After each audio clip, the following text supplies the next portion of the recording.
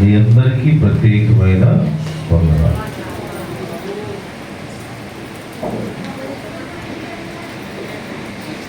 అంగుళూరు అనే ఈ గ్రామాన్ని దేవుడు మునుపటి కంటే ఎక్కువగా దీవించుగాక. ఆమేన్. హల్లెలూయా. మీ పిల్లలు బుద్ధిగా శ్రద్ధగా చదువుకొని గొప్పవారు అవుదురుగా. అవురా? మీ పిల్లలు బుద్ధిగా శ్రద్ధగా చదువుకొని గొప్పవారు అవుదురుగాక. మీ పశువులు దీవించబడుగాక. మీ పొలములు బాగా పండుగాక. మీ సంఘం ఇంతకంటే ఘనముగా వర్ధిల్లుగాక. హల్లెలూయా, హల్లెలూయా, హల్లెలూయా. దేవుని కృప మీ అందరి మీద, మీ కుటుంబాల మీద మునుపటి కంటే ఎక్కువగా ఉండుగాక. Praise the Lord. సో ఈరోజు బాప్తిసం పొందిన వారు ఎంతమంది? ఈరోజు బాప్తిసం తీసుకున్న వాళ్ళు తీసుకున్నామా? ఇవాళ రైట్. ఇంకా ఒక లక్ష్మణ్ గారు యాడ్ అయిపోయారా? బాప్తిసం తీసుకున్నావా ఈరోజు? ఆయన వేరా? మధ్యాహ్నం కూర్చుని మీరే కదా? ఆయన ఇప్పుడు రాలేదా? ఓకే. ఈరోజు రక్షణ పొంది సంఘంలో చేర్చబడిన వారందరికీ సప్పుడు కొట్టి ఆహ్వానిస్తారా?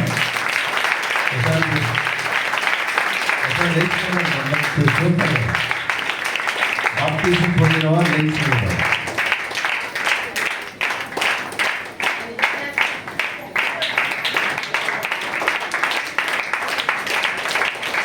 చెప్పకుండా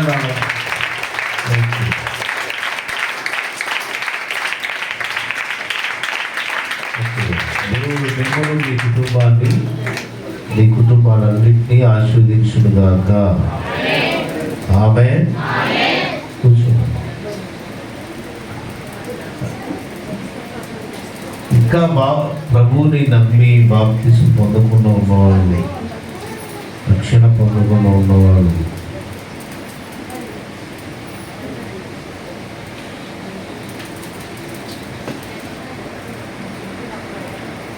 చెప్పలు కొట్టుకోండి.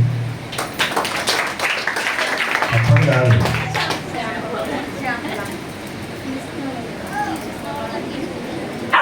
అప్పుడు పొందలేదా? చెప్పలు కొట్టుకో. సౌండ్ పొందని వాళ్ళందరూ చెప్పలు కొట్టుకోవాలి. ఈ చెప్పలు మీరే కూడా పక్కన కూడా తుడుకోండి కదా.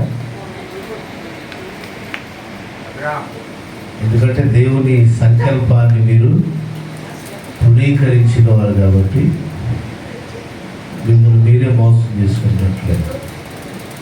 సో మేల్కోండి.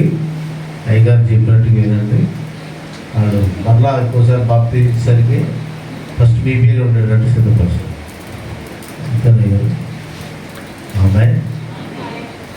సో బాప్తిసం పొందిన వారు ఏమేమి చేయాలి? ఒక 3-4 విషయాలు చెప్పి నేను ముగిస్తాను. అవి చెప్పరా? ఏదైనా సందేశం చెప్పి వేరే సందేశం చెప్పలేదు సార్. Praise the lord. బాప్తిసం పొందిన వాళ్ళు ఎంతమంది చేతులు? పొందినవాళ్ళు. ఓకే. మీరు నేను చెప్పేవన్నీ చేస్తున్నారా లేదో, నేను చెప్పినవన్నీ మీరు చేస్తున్నారా లేదో చూసుకోవాలి. ఓకేనా? Praise the Lord. హల్లెలూయా. మొట్టమొదటి విషయం ఏంటంటే బాప్తిసం పొందిన ప్రతి ఒక్కరు అపోస్తలుల కార్యముల గ్రంథం 2వ అధ్యాయం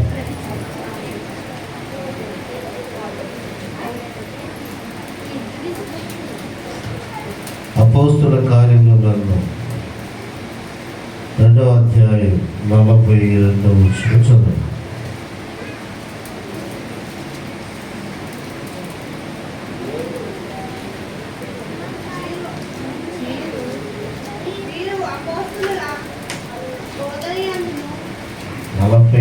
6వ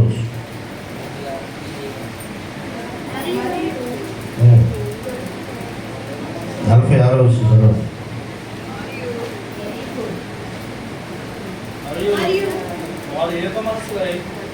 నువ్వు బాప్తిజం పొందలేదు?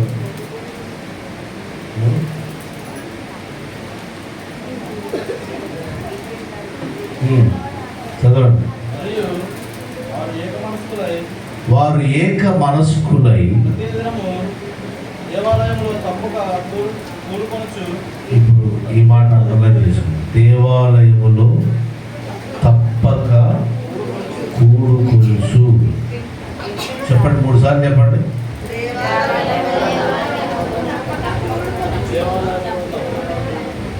దేవాలయములో తప్పక కూడుకొనుచు. అంటే బాప్తిసం పొందిన ప్రతి ఒక్కరు ఏం చేయాలి? దేవాలయానికి తప్పకుండా వెళ్ళాలి.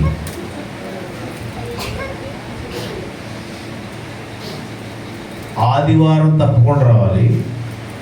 ఆదివారం మాత్రమే వెళుతూ తృప్తి పడకూడదు. అవకాశం దొరికితే రోజు దేవాలయంలోకి రావడానికి ప్రయత్నం చేయాలి. స్తోత్రం చెప్పండి. హల్లెలూయా, హల్లెలూయా, హల్లెలూయా. సో బాప్తిసం పొందిన వారందరూ కూడా ఏం చేశారు తెలుసా? యేసు క్రీస్తులోనికి మీరు బాప్తిసం పొంది యేసు ప్రభువునే ధరించుకున్నారని గలతీ 1:27 చూడండి. 3:27 సార్. గలతీ 3:27. గలతీలకు రాసిన పత్రిక 3వ అధ్యాయం 27.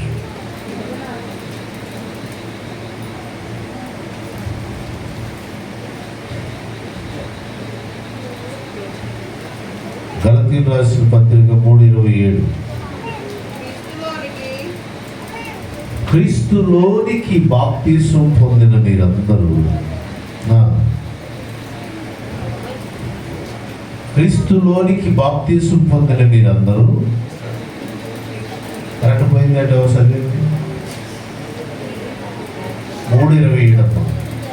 గలతీ 3:27. గలతీలకు రాసిన పత్రిక 3వ అధ్యాయం 27. క్రీస్తులోనికి బాప్తిసం పొందిన మీరందరూ క్రీస్తుని ధరించుకున్నవారు. క్రీస్తులోనికి బాప్తిసం పొందిన వారు మీరేం చేశారట? యేసు క్రీస్తు ప్రభువుని ధరించుకున్నారు. నేను ఈ కోట్ ఎలా ధరించుకున్నానో యేసు ప్రభువుని మీరు కూడా అలాగే ధరించుకున్నారు. స్తోత్రం కలుగునుగా. హల్లెలూయా. క్రీస్తులోనికి బాప్తిసం పొంది ప్రభువుని ధరించుకున్న మీరందరూ అక్కడ అపోస్తలుల కార్యాలు 2వ అధ్యాయంలో 41వ వచనంలో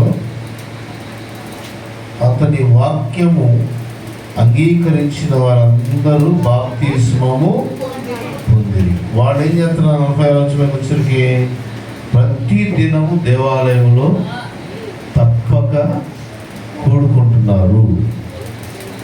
సో కాబట్టి బాప్తిసం పొందిన ప్రతి వ్యక్తి మనసు ఎక్కడ ఉండాలంటే దేవుని మందిరము మీద ఉండాలి. ఆమేన్. హల్లెలూయా, హల్లెలూయా. ఎప్పుడు ఆదివారం ఎప్పుడు వస్తుందో గుడికి వెళ్దామని కాదు, ఎప్పుడు సమయం దొరికితే. మీ పాస్టర్ గారు ఆదివారమే గుడి తలుపులు తెస్తారా? ఎప్పుడైనా తెస్తారా అమ్మగారు? తీరా తీసి ఉంటారా? రోజు తీసి ఉంటారు.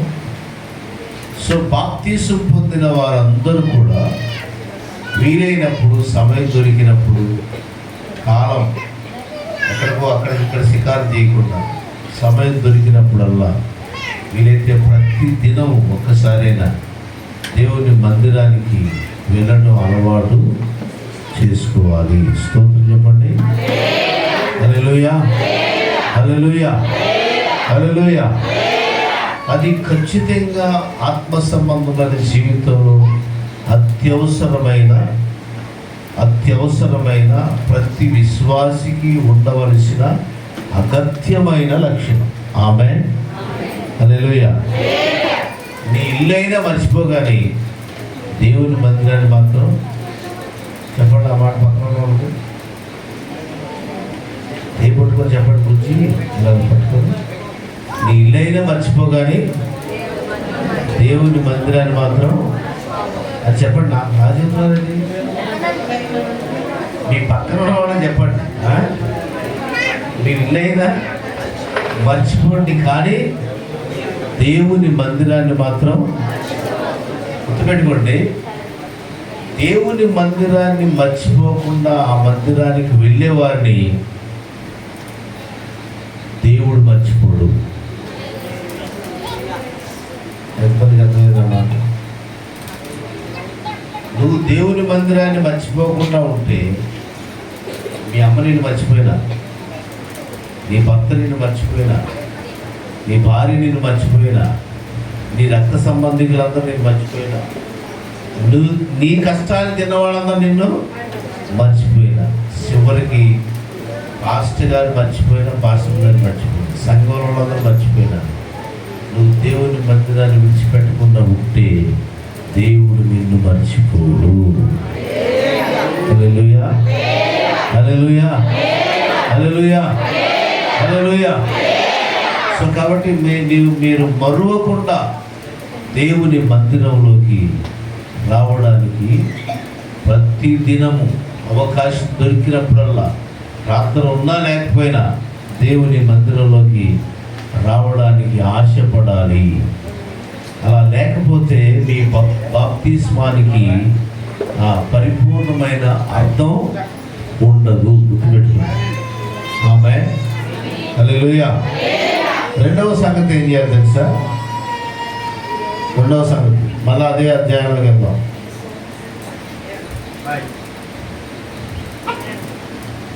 43వ వచనం, 42వ వచనం.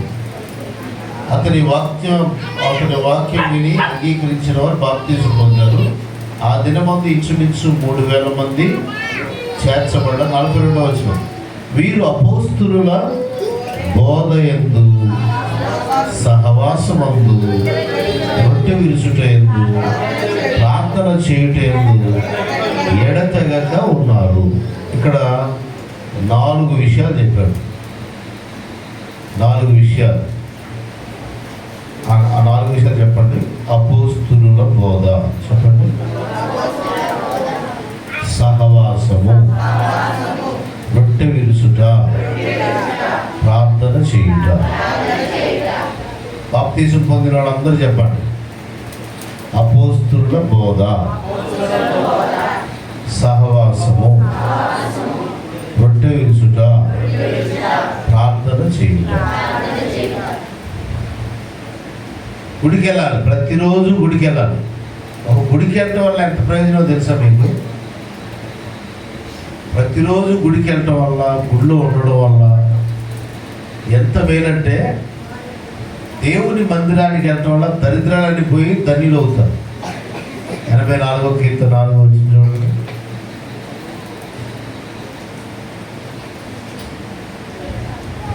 84 Sam number 84 and 4th verse. 4వ వచనం. నీ మందిరమునందు నివసించువారు ధన్యులు, వారు నిత్యము నిన్ను స్తుతించారు. అక్కడ ఈ మాటలో నీ మందిరమునందు నివసించువారు అన్నారండి. నీ మందిరమునందు నివసించువారు ధన్యులు. నీ మందిరములోనికి రానివారు అన్యులు. నీ మందిరంలో రానివారు, నివసించేవారు ధన్యులు. దానికి మళ్ళీ నేనేమంటారంటే, మందిరమును మర్చిపోయేవారు దరిద్రులు. దేవుని బిడ్డలైనా కానీ దేవుని మందిరాన్ని మర్చిపోయారంటే వాళ్ళు దరిద్రులే. ధన్యులు అంటే అర్థం ఏంటంటే, ధన్యులు అంటే అర్థం ఏంటంటే ఏ లోటు లోపము లేకుండా అన్ని విషయాల్లో సంతృప్తిగా ఉన్నవారు, సంతృప్తిగా ఉన్నవారు అని అర్థం ధన్యులని. అంటే దేవుని మందిరంలో నివసించడం ప్రారంభిస్తే దేవుడు ఏం చేస్తాడు? మన జీవితంలో దరిద్రాన్ని పోగొట్టి మన జీవితాన్ని ధన్యం చేస్తాడు. దేవుని స్తోత్రం కలుగుతుంది. హల్లెలూయా, హల్లెలూయా. అంతేకాదు, మీరు ఎటు వెళ్తే అటు దేవుని కృప క్షేమం మిమ్మల్ని వెంబడిస్తాయి. 23వ కీర్తన 6వ వచనం చూడండి. 23వ కీర్తన 6వ వచనం. నేను బ్రతుకు దినములన్నీ కృపాక్షేమములే నా వెంట వస్తాయి. ఎందుకంటే చిరకాలము నేను చెప్పండి అందరూ అక్కడ చిరకాలము నేను గోదావరి గట్టు మీద తిరుగుతానట్లేదు. చిరకాలము నేను పొలం గట్ల మీద తిరుగుతానట్లేదు. చిరకాలం నేను రాజమండ్రికి తిరుగుతానట్లేదు. చిరకాలము నేను ఫంక్షన్లకి జంక్షన్లకి రోడ్ల మీద ఫ్రెండ్స్తో తిరుగుతానట్లా. ఎక్కడ ఉంటాడట? చిరకాలము నేను యెహోవా మందిరములో నివసిస్తా. అలా నివసిస్తే ఏం జరుగుతుందంట? నేను ఎటు పోతే అటు వ్యవస్థయి దేవుని కృప నన్ను వెంబడిస్తుంది. దేవుని క్షేమం, దేవుని యొక్క క్షేమము నన్ను, అంటే ఎక్కడికి వెళ్తే బాగుంటుంది, ఏ ఇంట్లో ఉంటే బాగుంటుంది, ఏ స్థలంలో ఉంటే బాగుంటుంది అనుకోని అవసరం లేదు. మనం ఎక్కడుంటే అక్కడికి క్షేమం మనల్ని వెతుక్కొని వస్తుందంట. స్తోత్రం చెప్పండి. హల్లెలూయా. ఎప్పుడు నీవు దేవుని మందిరంలో ఉంటే, నీవు దేవుని మందిరంలో ఉంటే క్షేమము నీ వెనక వస్తుంది. అంత మాత్రమే కాదంట. ఆ 84వ కీర్తనలోనే ఏమని రాసి ఉంటుందంటే 6-7 వచనాల్లో, వారు నా నాటికి బలమును అభివృద్ధిని పొందుతూ సాగిపోతారు. వారు నా నాటికి బలమును అభివృద్ధిని పొందుతూ సాగిపోతారు. అంటే రోజు రోజుకి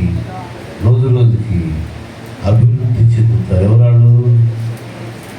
పాస్టర్ గారు, ఆడపిల్లల, సంఘ పెద్దల, సీనియర్సా, ఎవరు మరి?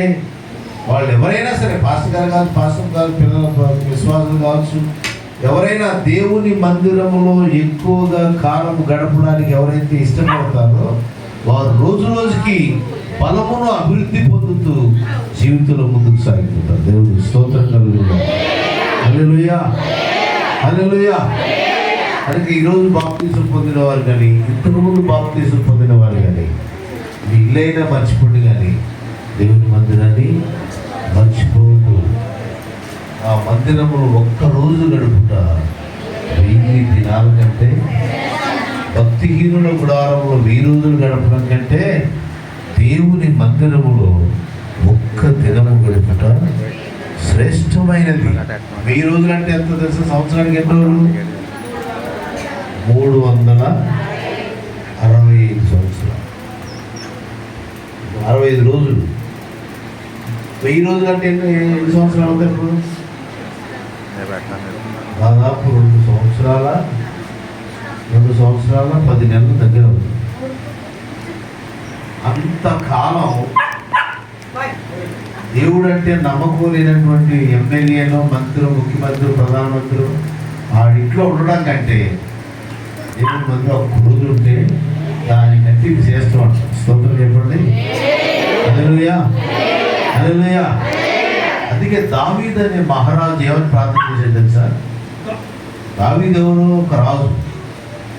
ఎంతగా దేవుడు అతన్ని దీవించాడంటే, సమూయేలు రాసిన 2వ గ్రంథం 7వ అధ్యాయం 18 వచ్చింది కదా.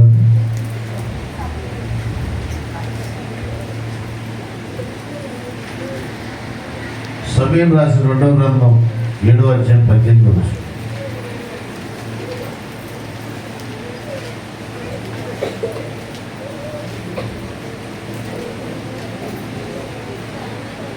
దావీదు రాజు ఆ, లోపల ప్రవేశించి ఆ, యెహోవా సన్నిధిలో కూర్చుండి ఆ, ఉదాహరణ మనవి చేశాను. ఆ, నా ప్రభువా యెహోవా ఉమ్. ఇంతగా నీవు ఇంతగా నీవు నన్ను నన్ను హెచ్చించుటకు నేను ఎంతటి వాడు అంటే నా కుటుంబం ఏ పాటి నేను ఎంతటి ఇంత గొప్పగా హెచ్చించావని దావీదు తన జీవితాన్ని తానే చూసి ఆశ్చర్యపడేంతగా దేవుడు ఆశీర్వదించాడు. స్తోత్రం చెప్పండి. హల్లెలూయా. ఇంతగా నీవు నన్ను హెచ్చించుటకు నేను ఏ పాటి వాడిని తాను చూసుకొని ఆశ్చర్యపోతున్నాడు. అంతగా అతన్ని దేవుడు ఆశీర్వదించడానికి గల కారణం ఏంటి? ఆయన 23వ కీర్తనలో చిరకాలము నేను చెప్పాడు. చిరకాలం ఎక్కడ ఉంటాడా? సన్నిధిలో ఉంటాను కదా. 27వ కీర్తన కూడా ఏమడుగుతాడు? దేవుడి దగ్గర నేను ఒక వరం అడిగా. వరం అడిగాడు. నీకు ప్రత్యక్షమైతే ఏమని అడుగుతాడు? నీకు ప్రత్యక్షమైతే ఏమి వరం అడుగుతావు? ముఖ్యంగా అడిగితే ఏమంటావు? ఏ వరం అడుగుతావు? నీకు దేవుడు ప్రత్యక్షమైతే ఏ వరం అడుగుతావు? ప్రభా ప్రభా ప్రభా మా ఊరు జోలికి ఎవరు రాకుండా చేయను, ఎక్కడ ఉండేటట్టు అడుగుతాం కదా. ఆయన ఏమడుగుతున్నాడు చూడండి. యెహోవా అయితే నేను ఒక వరం అడిగాను. 27వ కీర్తన 4వ వచనం. నేను ఒక వరం అడిగితిని, వరం అడిగాను, దానిని నేను వెతుకుచున్నాను, యెహోవా ప్రసన్నతను చూచుటకు ఆయన ఆలయంలో ధ్యానించుటకును నా జీవితకాలం అంతయు ఎంతకాలం గట్టిగానండి, నా జీవితకాలం అంతయు యెహోవా మందిరములో నివసింపగోరుచున్నాను. ఎక్కడ ఉండాలనుకున్నాను? నా జీవిత కాలం అంతా నేను ఎక్కడ ఉండాలని? ఇది విశ్వాస యొక్క ఆశ అయి ఉండాలి. ఇదే ఆశను అదే సమూయేలు గ్రంథం 2వ గ్రంథం 7వ అధ్యాయం ఆఖరి వచనాలు అంటాడు కదా. ఆఖరి 2 వచనాలు ఏమంటారంటే, సమూయేలు గ్రంథం 2వ గ్రంథం 7వ అధ్యాయం ఆఖరి వచనం ఏమన్నాడు?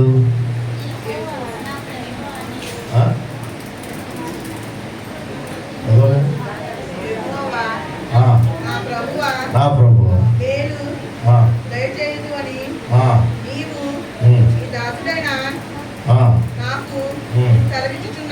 చిన్నవే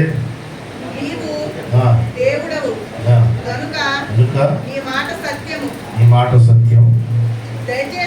దయచేసి నీ దాసుడనైన నా కుటుంబం నిత్యము నీ సన్నిధిని ఉండునట్లుగా దానిని రాజుగారు అదే అధ్యాయం 7వ వచనంలో ఉన్నాడు, 18వ వచనంలో గొప్పగా నేను దీవించబడ్డాను. ఇంతగా నువ్వు నన్ను హెచ్చించుకు నేను ఏం పాటి వాడినాను. అధ్యాయం ముగింపులోకి వచ్చేసరికి ఎంత దీవించబడినా నా ఆశ అయితే ఎక్కడుంది? నేను నా కుటుంబం అంత ఎక్కడుండాలి? నీ సన్నిధిలో ఉన్నట్లుగా దానిని ఆశీర్వదించమంటాడు. స్తోత్రం చెప్పండి. హల్లెలూయా. దేవుడు నీ దాసుడు నేను నా కుటుంబం నిత్యము నీ సన్నిధిలో ఉన్నట్లుగా దానిని ఆశీర్వదించమని దేవుని ప్రతిమలాడుతున్నాడు. స్తోత్రం. అందుకే దావీదు జీవితాన్ని దేవుడు అంతగా ఆశీర్వదించాడు. మీరు మీ కుటుంబాలు దీవించబడడానికి, దేవుడు మీ జీవితాన్ని దీవించడానికి ఈ గ్రామంలో ఏర్పాటు చేసిన స్థలమే దేవుని మందిరం. Praise lord. హల్లెలూయా, హల్లెలూయా. ఇల్లన్నా మర్చిపోండి కానీ ఎట్లాగంటే దేవుని మందిరాన్ని మాత్రం మర్చిపోయింది. ఈ మందిరంలో ఉండడం వల్ల ఈ రోజు రోజుకి అభివృద్ధి చెందుతారు. ఇంకో సీక్రెట్ చెప్పిన, నీ మందిరంలో కాలం గడిపే వాళ్ళకి దేవుడు ఆయుష్ పెంచుతుంది. తొందరగా చచ్చిపోరు అలాంటి వాడు. మందిరం వదిలిపెట్టి తిరిగి వాళ్ళు తొందరగా చచ్చిపోతారు. మందిరంలో కాలం గడిపేవాళ్ళు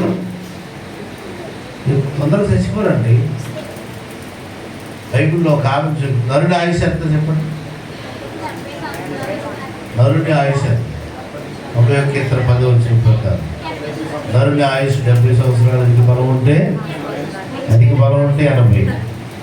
ఆ మీద బతికితే బతికినా ఒకటే, చచ్చిపోయినా ఒకటే అనే ఫీలింగ్ కదా మనిషికి. కానీ ఒక ఆమె చూడండి, మందిరాన్ని విడిచిపెట్టుకుని ఉందంట. లోకాసు సువార్త 2:36 36-37 చదివితే,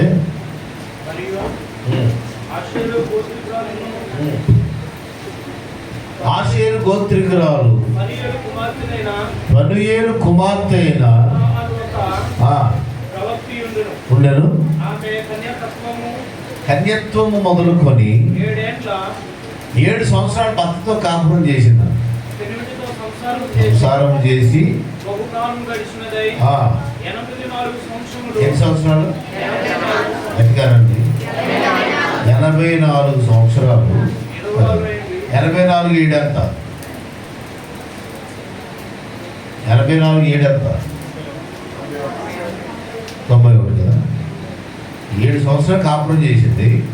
84 సంవత్సరాలు బెదవరాలుగా ఉంది. 91 కదా. పుట్టగానే పెళ్లి చేసుకుందా? చేసుకోదుగా. కనీసం పెళ్లికి ఒక 20 సంవత్సరాలు వయసు చేసుకుందాం. 20 సంవత్సరాలు పెళ్లి చేసుకుందాం అనుకుందాం. 20 సంవత్సరాలు పెళ్లి చేసుకుంది, 7 సంవత్సరాలు కాపురం చేసింది, 84 సంవత్సరాలు పెద్దవరాలుగా. మొత్తం ఎన్ని? 27, 84. నేను మ్యాథమెటిక్స్ 4 107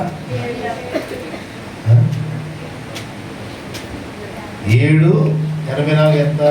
91. 91 20 ఎంత?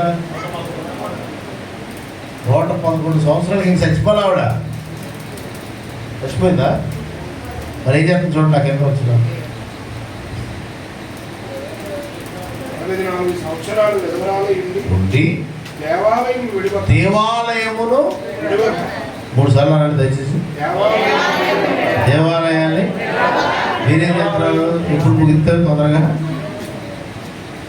ఎప్పుడు ముగిస్తే అప్పుడు విడిచిపోదాం మనం చూస్తున్నాం. ఆవిడేం చేస్తుందంట? దేవాలయాన్ని విడిచిపెట్టకుండా ఏం చేస్తుంది?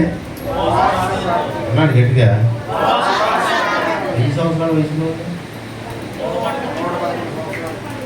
పూర్తిగా 11 సంవత్సరాలు లేవు కానీ మీరు ఉపవాసం ఉండలేదు కదా. 111 సంవత్సరాల వయసులో ఆవిడేం చేస్తుంది? ఉపవాసం ఉంటూ ఇంకా చదవ ఎప్పుడెప్పుడంట? రాత్రి పగలు దేవుని మందిరంలో సేవ చేస్తారు. సభకు దేవుని స్తోత్రం చెప్పండి. హల్లెలూయా, హల్లెలూయా. ఇంకా పూర్తిగా 40-50 కూడా అప్పుడే పని అయిపోయింది. ఆ పని అయిపోయింది. ఇంక నేనేం చేయలేను, ఉపవాసం చేయలేను, బలం లేదు, ముడుకులు నొప్పులు వచ్చినాయి, కాళ్ళు నొప్పులు వచ్చినాయి, ఆఖరి కొనలేను, నీరసం వచ్చి అడుపు నిండు తింటున్నారు, నీరసంగా ఆనందపడతారు కదా. ఎందుకని తెలుసా? ఈవిడంట దేవాలయమును విడిచిపెట్టకుండా రాత్రింబవళ్ళు దేవుని మందిరంలో ఉండటం వల్ల 111 సంవత్సరాల వయసులో ఉపవాసం ఉంటుంది. 111 సంవత్సరాల వయసులో దేవుని మందిరంలో పరిచర్య చేస్తుందంట. ఏం పరిచర్య? పాస్టర్ గారు పట్టలెత్తి మీరు వచ్చి కూర్చున్నారు కదా. పాస్టర్ గారు పిల్లలు, పాస్టర్ గారు ఊడ్చి పట్టలెత్తి మీరు వచ్చి కూర్చున్నారు కదా. ఆవిడ అలా కాదంట. మందిరంలో రాత్రి వాళ్ళు ఏం చేస్తుందంట? పరిచర్య చేస్తుంది. దేవుని మందిరాన్ని విడిచిపెట్టకుండా రాత్రి పగళ్ళు మందిరంలో పరిచర్య చేయటం వల్ల ఆవిడకి ఆయుష్ పెరిగింది, దీర్ఘాయుష్ కలిగి బ్రతికింది. అంతేకాదు ముసలితనమందు కూడా ఆమె చురుకుగా పనిచేస్తుంది. ఆమె ఎంతమందికి అర్థమవుతుంది? ఎక్కువ కాలం బతకాలనుకోండి, కొంతమంది పొద్దున్న లేచి వాకింగ్ జాగింగ్ కదా, కొంతమంది జాగింగ్ చేస్తూ పడిపోయి చచ్చిపోయిన కూడా ఉన్నారు. చేస్తూ పడిపోయి చచ్చిపోయిన ఉన్నారు. జాగ్రత్తగా భోజనాలు మెయింటైన్ చేస్తూ ఉన్నవాళ్ళు కూడా చచ్చిపోతారు. దేవుని మందిరంలో పరిచయం చేస్తూ ఉంటే సాగుని దగ్గరికి తొందరగా ప్రభు రాలేడు. బలహీనతని దగ్గరికి ప్రభు తొందరగా రానివ్వడు. దీర్ఘాయుష్ని ఇస్తాడు, నూతన బలాన్ని ఇస్తాడు. దేవుని కొరకు ఎదురు చూసేవారు నూతన బలం పొందుతారు. అలయక పరుగెత్తుతారు, సొమ్మసిల్లక నడిచిపోతారు. స్తోత్రం చెప్పండి. హల్లెలూయా, హల్లెలూయా. సో బాప్తీసు పొందిన ప్రతి ఒక్కరు చేయాల్సిన పని ఏంటి చెప్పండి? దేవుని మందిరానికి వెళుతుండాలి, ఆ మందిరంలో పరిచర్య చేస్తుండాలి. అయ్యగారు పట్టపాలిత్యం వచ్చి కూర్చోవడం కాదు, కనీసం అయిపోయిన తర్వాత మడత పెడతాం ఆలోచించరా? ఏం చెప్తారు? అయిపోగానే బైబిల్ పట్టుకొని జాబ్కి వెళ్ళిపోతారు, కానీ ఈ పట్టెవరు మడత పెడతారు, ఈ మందిరం ఎవరు దొరుకుతారు? కనీసం ఎవరైనా ఆలోచించేస్తారా? మాకు భాగ్య పాస్టర్ గారు మీకోసం పట్టలేడు, మీరు వెళ్ళిపోతే మడత పెట్టుకోవడానికి కదా. మాకు పనివారాలు ఏమండి ఎలవాళ్ళ. సో మందిరంలో పరిచయం చేయడం నేర్చుకోండి. అది మీకు ఆరోగ్యాన్ని, బలహీనతకు తావు లేకుండా సురుకుతనాన్ని మీ శరీరానికి అనుగ్రహిస్తారు. దేవుడికి స్తోత్రం చెప్పండి. హల్లెలూయా. నాకైతే సకల సౌఖ్యాలు ఇచ్చాడు దేవుడు. మా గదిలో ఏసీ ఉంటుంది, మంచం బాగుంటుంది. గొప్ప ధనవంతులకు ఉండే సదుపాయాలన్నీ దేవుడు ఇచ్చాడు. అయినా సరే నేనేం చేస్తున్నాను సార్, ఓ తరగడ మాత్రం తీసుకెళ్ళి ఇలాంటి మందిరంలో ఉంటుంది కదా, అది కూడా ఎవరైనా పరిస్థితి పడుకుంటా, లేకపోతే ఆ తరగడ ఒకటే పెట్టుకుని పడుకుంటాను. అక్కడే ప్రార్థన చేసుకుని అక్కడే కారణం మందిరంలో వేసి ఉండడం. కరెంట్ లేకపోయినా అక్కడ ఇష్టం నాకు. అందుకే రాత్రి వాళ్ళు తేడా ప్రపంచం తిరిగాను. ఆమె హల్లెలూయా, హల్లెలూయా. దేవుని మందిరాన్ని ప్రేమించండి, దేవుని మందిరానికి మానకు వెళ్ళండి, దేవుని మందిరంలో మానవ కూడా పరిచర్య చేయడం నేర్చుకోండి. దేవుడు మీకు ఆయుష్ పెంచుతాడు, బలాన్ని ఇస్తాడు. బలహీనతకు తావు లేకుండా మీ శరీరంలో సురుకుతనాన్ని కలుగు చేస్తాడు. దేవునికి స్తోత్రం కలుగు. హల్లెలూయా, హల్లెలూయా. సో ఆ రోజు 3000 మంది బాప్తీసం పొందిన వారందరూ ఏం చేశారంట? దేవాలయములకు ప్రతిదినము తప్పక దేవాలయంలో కూడుకున్నారు. రెండవ సంగతి ఏంటంటే 4 విషయాలు చెప్పారు. ఒకటి అపోస్తులుల బోధ అనండి, 2 సహవాసం, 3 రొట్టె విరుచుట, 4 ఈ 4 విషయాలు చెప్పడానికి 4 రోజులు కావాలి, కానీ చెప్పట్లేదు. ఇంకొకటి మాత్రం చెప్పి 9:30 ముగించిపోయిన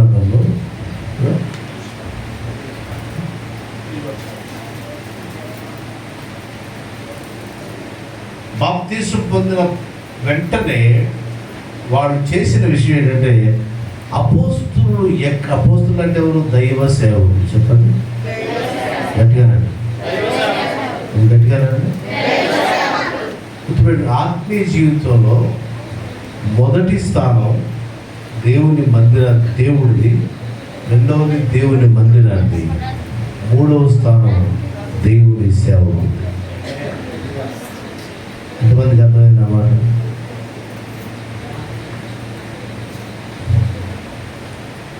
నా మాట మీకు అర్థం అవ్వాలనుకో. బాప్తీసం పొందిన వ్యక్తి దేవుని మందిరానికి ప్రతిరోజు వెళ్ళాలి. రెండోది ఏం చేయాలి సార్? దైవ సేవకుడిని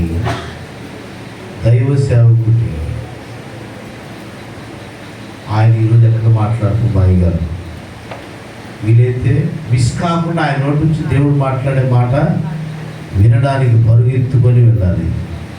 లేదంటే ఆయన్నే మన ఇంటికి ఆహ్వానించాలి. దేవుని సేవకుడిని మన గృహానికి ఆహ్వానించాలి. లేకపోతే ఈరోజు అయ్యగారు పలానా చోట వాక్యం చేస్తారో తెలిసి ఆ వాక్యం మిస్ కాకుండా ఆయన దగ్గరికి పరిగెత్తుకొని వెళ్ళాలి. విశ్వాస సంబంధమైన జీవితంలో దైవ సేవకుడిని గౌరవించడం, దేవుని సేవకుడిని చేర్చుకోవడం, దేవుని సేవకుడిని సన్మానించడం, దేవుని సేవకుని మాట వినడం, దేవుని సేవకుని అవసరాన్ని తీర్చడం, ఇవన్నీ కూడా విశ్వాస సంబంధమైన జీవితంలో ఖచ్చితంగా నువ్వు నేర్చుకోవాలి. ఎందుకని అని అంటే అసలు నీకు విశ్వాసం కలగడానికి కారణం ఎవరు? అసలు నీకు బాప్తిజం ఇచ్చారా? 5 మందికి ఎవరిచ్చారు బాప్తిజం? చెప్పండి. బాప్తిజం ఎవరిచ్చారు? మీరు మునిగేశారా? దేవదూతలు దిగేసి ఇచ్చారా? దేవుడు దిగొచ్చి ఇచ్చాడా? మీరు ఎవరు ఇచ్చారు కదా? రక్షణ దేవుడు ఇచ్చినా బాప్తిజం ఎవరు ఇచ్చారు? పాస్టర్ గారు బాప్తిజం ఇస్తేనే దేవుడు రక్షణ ఇస్తాడు. అవునా కదా? నీకు రక్షణ కావాలంటే బాప్తిజం పొందాలి. నీవు రక్షణ పొందాలంటే బాప్తిజం తీసుకోవాలి. బాప్తిజం తీసుకోవాలంటే పాస్టర్ గారు నీకు బాప్తిజం, దైవ సేవకుడు లేకుండా నువ్వు బాప్తిజం నీ అంతటి వెళ్ళి తండ్రి కుమార్ పరిశుద్ధాత్మ నామములో నేను బాప్తిజం తీసుకున్నాను మునిగితే చెల్లుతుందా? చెల్లుతుందా? చెప్పండి గట్టిగా. కాబట్టి నువ్వు బాప్తిజం తీసుకోవడానికి ఉండాలండి. ఆయన నువ్వు తీసుకోండి.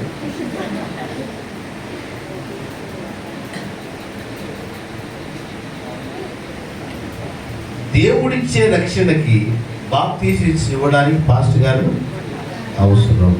అలాగే దేవుడు అనుగ్రహించే దీవెన నీవు పొందాలంటే నీ జీవిత గమనంలో నీ ఇంటికి దైవ సేవకుని ఆహ్వానించాలి. నీవు దైవ సేవకుని మాట వినాలి. దేవుని సేవకుని అవసరాన్ని నువ్వు పట్టించుకోవాలి. అప్పుడు దేవుడు నీ ప్రతి అవసరాన్ని తీరుస్తాడు. దేవునికి స్తోత్రం. ఇది మీకు అర్థమవడానికి అపోస్తుల కార్యము గ్రంథం 16వ అధ్యాయం 15వ వచనం చూస్తున్నాం.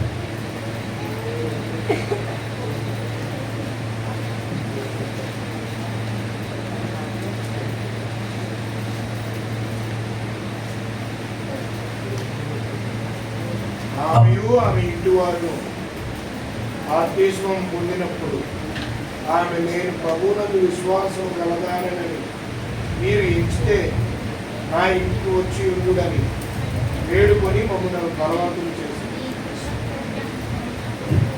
బాప్తిస్మం పొందిన ఆమెయు ఆమె ఇంటి వారును బాప్తిస్మము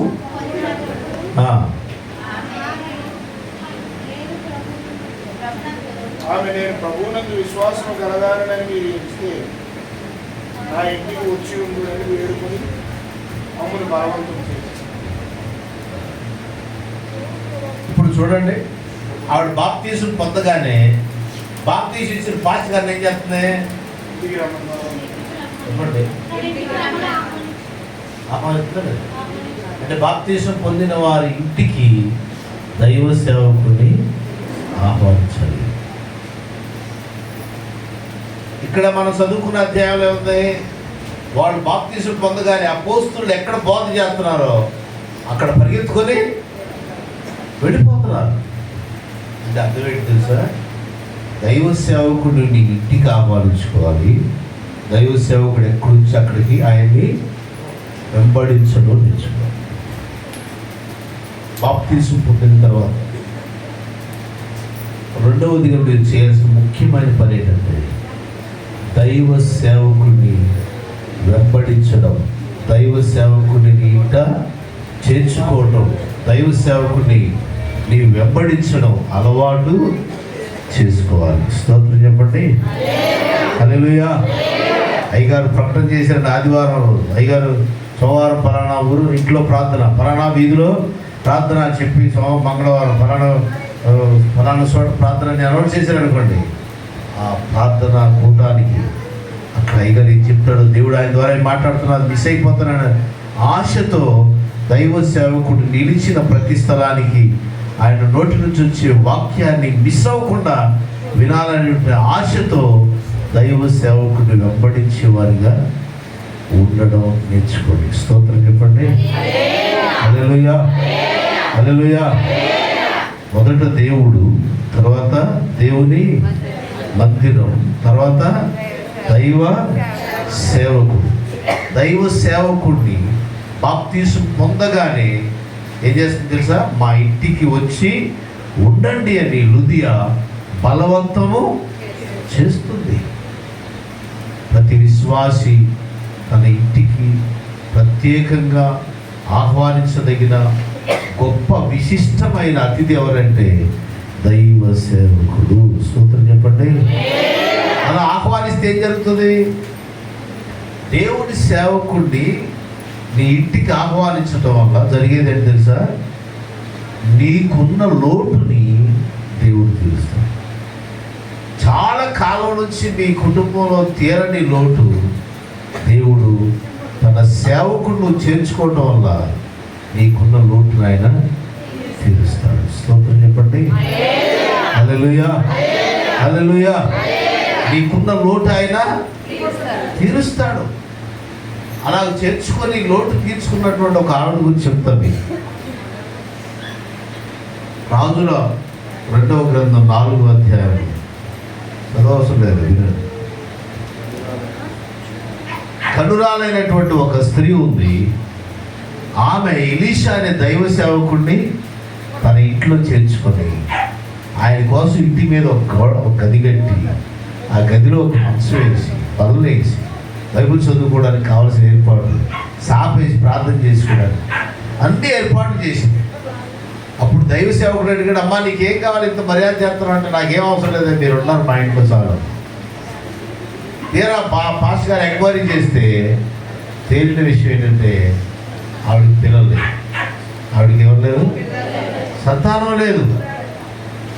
సంతానం లేకపోతే అప్పుడు ఆయన పిలిచి, అమ్మ నీకు సంతానం లేదంట కదంటే, అయ్యా నాకెందుకు సంతానం, మా ఆయన ముసలోడు అయిపోయాడు, నేను కూడా వయసు కొంచెం ఎక్కువైపోయింది నాకు, ఇప్పుడు నేను గర్భం ధరిస్తే అందరూ నన్ను చూసి నవ్వుతారు, నాకేం పిల్లలు వద్దయ్యా, ఆ పిల్లలు కావాలనుకుంటే నేను అనుకునేదాన్ని. అలాగనక తల్లి, మా పట్ల ఇంత శ్రద్ధ చూపిస్తున్నావు, దేవుని సేవకు నేను నాకు ఇంత మర్యాద తీసు, నీ ఇంట్లో చేర్చుకొని నా కోసం ఇల్లు కట్టావు, రూమ్ కట్టి ఆ గదిలో మంచి మంచం వేసావు, అన్నీ చేసావు కదా, నీ కొరకు దేవుడు ఏదో చేయాలి కదా, కాబట్టి నేను మళ్ళీ వచ్చేవసరం మీ ఇంటికి వస్తా, వచ్చరికి నీ కడుపున పుట్టిన బిడ్డ నీ ఊళ్ళో ఉంటాడని చెప్పాడు. స్తోత్రం చెప్పండి. హల్లెలూయా, హల్లెలూయా. ఆవిడేమనుకుంది? ఆవిడేమనుకుంది? జీవితానికి నాకు పిల్లలు సంతాన ప్రాప్తి లేదనుకుంది. లోటు జీవితంలో అది తీరని లోటు అయిపోయింది, ఇక అది తీరదనుకుంది. కానీ దైవ సేవకుని ఇంటికి చేర్చుకోవడం వల్ల తీరదనుకున్న లోటు. మీ కుటుంబాల్లో చాలా కాలం నుంచి లోటులు ఎన్నో మిగిలిపోయినా అవి తీరవలేక నా బతుకంతేనని సరిపెట్టుకున్నావా? దేవుని సేవకుని ఇంట చేర్చుకోవడం నేర్చుకో. నీ ఇంట్లో ఏ లోటైనా దేవుడు అది తీర్చి నేను తృప్తిపరచగలడు. స్తోత్రం చెప్పండి. హల్లెలూయా. దేవుని మందిరానికి నువ్వు రావాలి, దైవ సేవకుడిని నీ ఇంటికి ఆహ్వానించాలి. ఉత్తర పక్కన కమాండ ఉత్తర దేవుని మందిరానికి నువ్వు రావాలి, దైవ సేవకుడిని నీ ఇంటికి చెప్పండి. పక్కన నాకు చెప్తారేంటండి మీరు? నేను మీకు చెప్తున్నా, మేము పక్కన వాళ్ళకి చెప్పమంటున్నా. చెప్పరా? చెప్పండి. మరి దేవుని మందిరానికి తప్పకుండా నీవు రావాలి, నీ ఇంటికి దైవ సేవకుడిని తప్పకుండా ఆహ్వానించాలి. స్తోత్రం చెప్పండి. అలా ఆహ్వానించడం వల్ల జరిగేది ఏంటి? దేవుని మందిరానికి వస్తేనేమో నువ్వు ధన్యురాలు అవుతావు. దేవుని సేవకుని ఇంటికి వస్తేనేమో మీ ఇంట్లో ఉన్నటువంటి లోటు తీర్చబడుతుంది. ఆమేన్. హల్లెలూయా. ఒక అద్భుతమైన విషయం ఏంటంటే, దేవుని సేవకుని మాటను వింటే నీకు అప్పులు జరుగుతుంది. అప్పు లేని వాళ్ళు అంత చేతి వెళ్తారు చూడండి.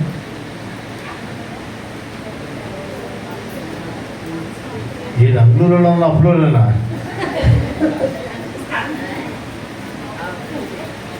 అప్పు లేని వాళ్ళు ఎంతమంది చేతి వెళ్తారు? ఒక్కరు కూడా ఎత్తలేరు. సరే, ఒక ఆయన అంట, అదే రాజుల గ్రంథంలోనే 4వ అధ్యాయంలో, సరే 5వ అధ్యాయంలో ఒక ఆయన అంటే అప్పులు చేసి చచ్చిపోయాడు. ఆవిడకి 2 కొడుకులు ఉన్నారు. ఆవిడ ఎదవరాలు కదా. అప్పులోళ్ళు వచ్చి ఏం చేశారు? అమ్మా, మీ ఆయన నా దగ్గర అప్పు చేసుకున్నాడు, అప్పు తీరుస్తావా అని. మా దగ్గర ఇప్పుడు ఏం లేదు, అప్పు తీర్చాడు అంటే, అయితే ఒక పని చేయి, నీ కొడుకులు బాగా ఎదిగొచ్చారు కదా, ఆడ తీసుకెళ్ళి మా ఇంట్లో పని పెట్టుకుంటాం, మీ అప్పు తీరుతా అని పంపిస్తాం, నువ్వు మాకు అప్పు తీర్చేవరకు వాళ్ళు అక్కడ పని చేస్తారు, అప్పుడు నువ్వు అప్పు తీర్చినప్పుడు నీ కొడుకులు ఇంటికి వస్తారంట. నాకు అప్పు తీర్చడానికి ఏమీ లేదు, నా కొడుకులు మీరు తీసుకెళ్తే నాకు ఇంకో దిక్కేమీ లేదు, ఏం చేయాలి? అదే నాకు టైం ఏంటని ఏడ్చుకొని కొడుకులిద్దరు తీసుకొని దేవుడి సేవకుడైన ఎలీషా దగ్గరికి ఎలీషా దగ్గరికి వెళ్ళి దైవ సేవకుడైన ఎలీషాతో చెప్పి, అయ్యా మా ఆయన అప్పులు చేసి చచ్చిపోయాడు, అప్పులో వచ్చి నా కొడుకులిద్దరు తీసుకెళ్ళి జీతాన్ని ఆ ఇంట్లో బానిసలుగా పని చేసుకోవడానికి పెట్టుకుంటా ఉంటారు, ఏం చేయాలి నాకు అర్థం కావట్లేదయ్యా అని అంటే, అప్పుడు ఆయన అడిగేటప్ప నీ దగ్గర ఏముందని, ఒక నూనె కొండ ఉందయ్యా మా ఇంట్లో, మా ఆయన కొంచెం వ్యాపారం చేసి ఆ నూనె కొండ ఒక మాత్రం ఇచ్చిపోయాడయ్యా అని అంటే, అప్పుడు ఆయన ఏమన్నాడు, అయితే నువ్వు పని చేయమ్మా, నేను చెప్పినట్టు చెయ్యి, మీ ఊరు వెళ్ళిపో, మీ ఇంటికి వెళ్ళిపోయి మీ ఊళ్ళో ఉన్న ఖాళీ కొండలన్నీ పోగు చేసి మీ ఇంట్లో పెట్టు, నీ ఒక్క కొండలో ఉన్న నూనె మీ ఊళ్ళో కొండలన్నింటిలో పోసేయి అన్నాడు. ఒకసారి ఊహించండి, ఒక బకెట్లో నీళ్లు ఎన్ని బకెట్లోకి వెళ్తాయి? ఊళ్ళో బకెట్లో కన్నా వెళ్తాయా? వెళ్తే సరిపోతాయా? అయినా సరే దైవ సేవకుని మాట కాదనకుండా ఆవర్తించి వెళ్ళింది. దేవుని సేవకుని మాట ఉంది. కొడుకులు 2 ఊరి మీద పంపించేసింది. అందరి దగ్గర ఖాళీ కొండలని తెప్పించింది.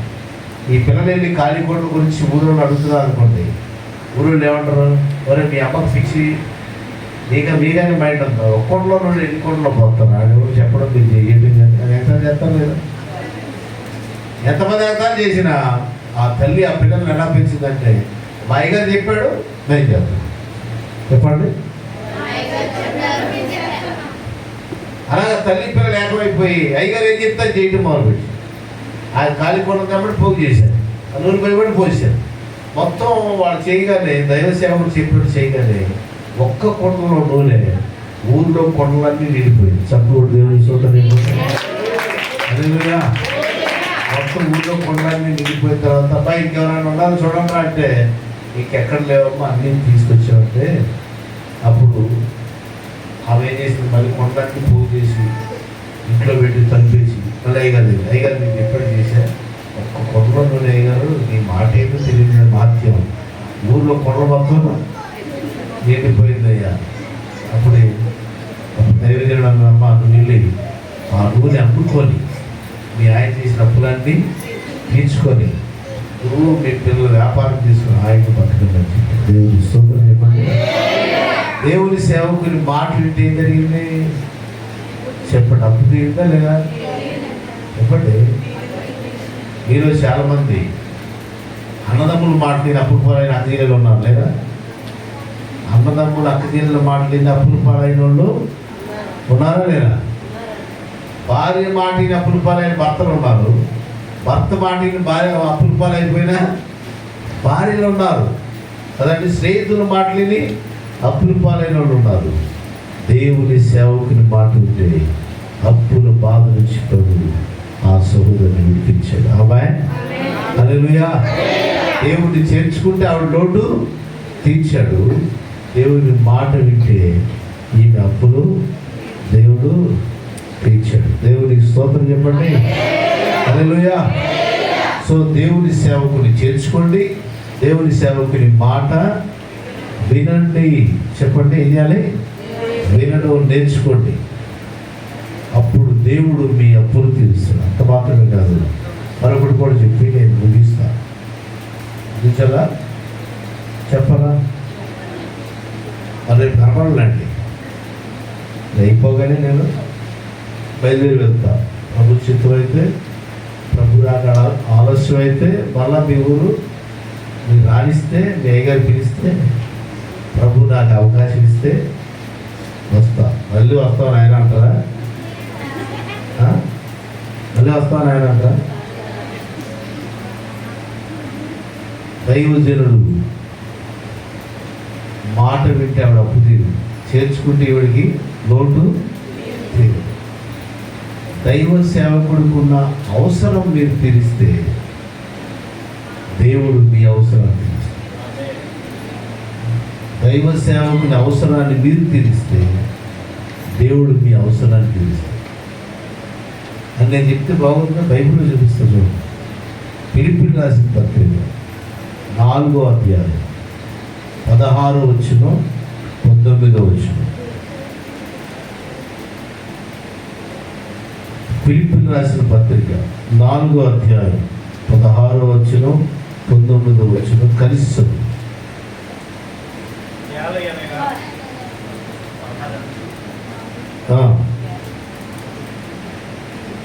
ఫిలిప్పీయులకు రాసిన పత్రిక 4వ అధ్యాయం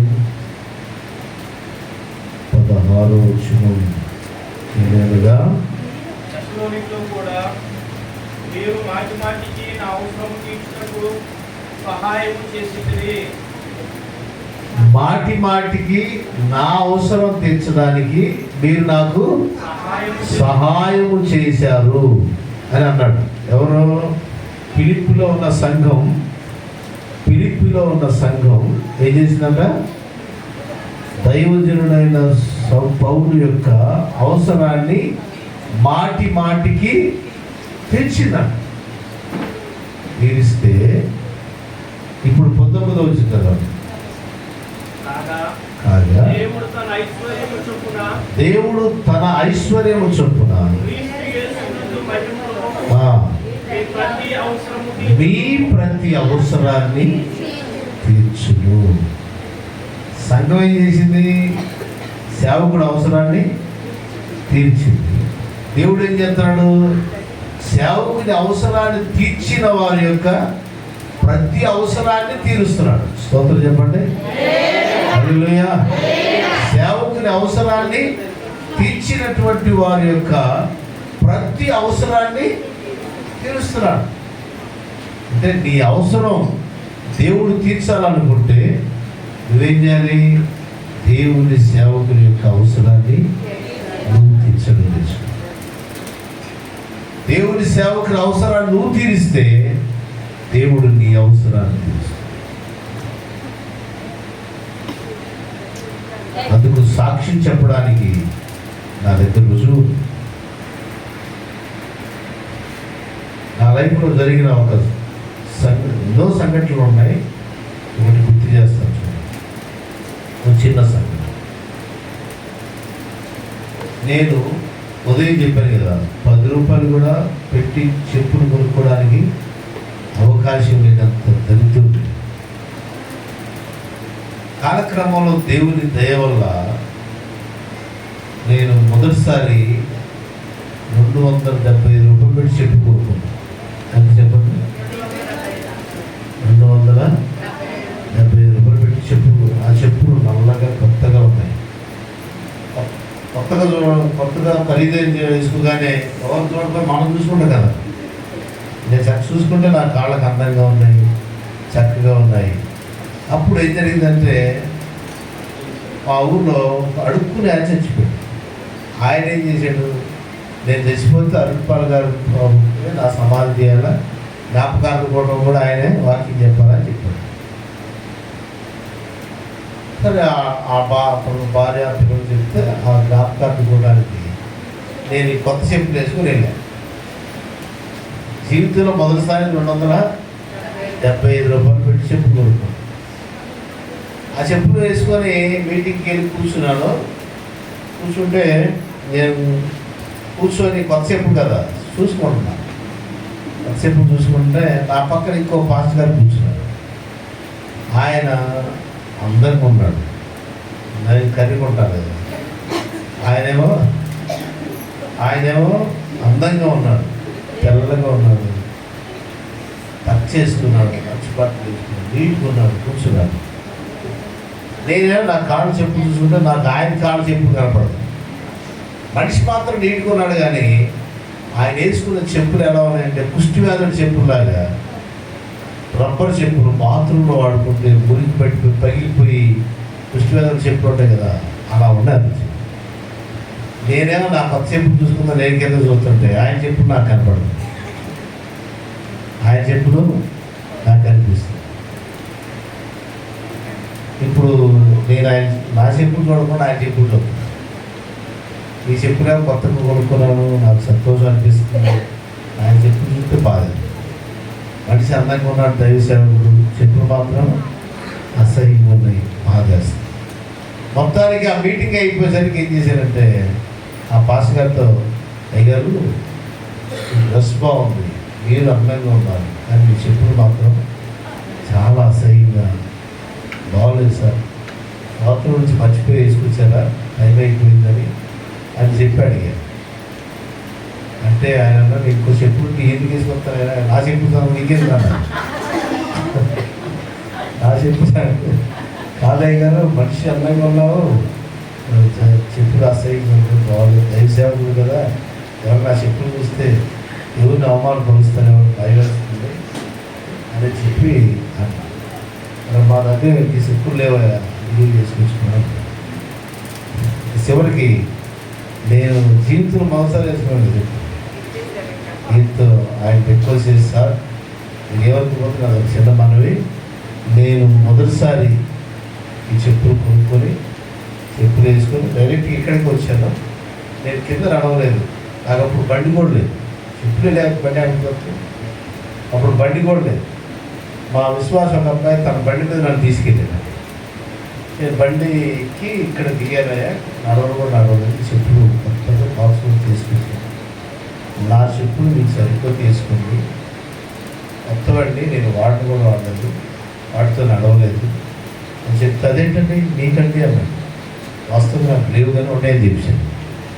వాస్తవంగా నాకు లేవు, ఉన్నాయండి, నాకు ఇంకో తత్వండి, ఇది మీరు తీసుకొని కొత్తవి అని మొత్తానికి బతిలాడి ఆ చెప్పులు ఆ కాళ్ళ నుంచి తీసి నేనే పక్కన పడేసి ఆ కాళ్ళ చెప్పు నుంచి ఆయన తొడిగేసి, స్తోత్రం చెప్పండి, హల్లెలూయా హల్లెలూయా.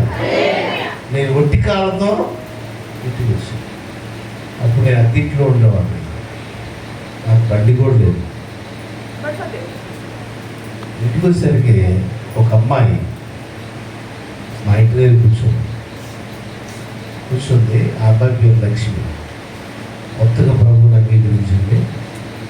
అలా ఆయన ఆవిడ విడిపోయి విడాకులు తీసుకొని వేరే పెళ్లి చేసుకుంటా అంటే నేను ఆవిడతో మాట్లాడి, ఆ ఆయనతో మాట్లాడి ఉపవాసం పెట్టి, నువ్వు 4 రోజులు ఉపవాసం మీ దగ్గరికి వచ్చేస్తానని చెప్పాను. ఆయన ఫుల్ తాగిపోతూ రోడ్డు మీద తాగేసి కప్పుకొని అలా పందిరా పొందేటువంటి ఆ స్వభావం.